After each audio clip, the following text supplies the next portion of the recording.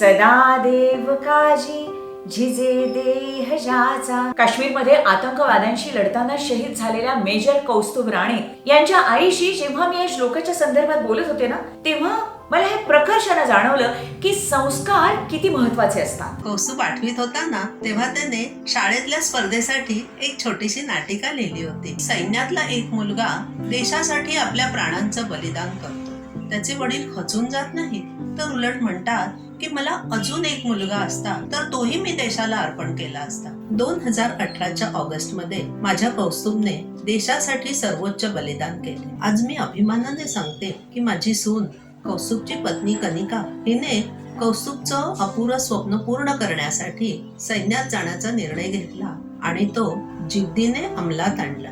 आज ती सीमेवर कॅप्टन या पदी आपले कर्तव्य बजावत आहे.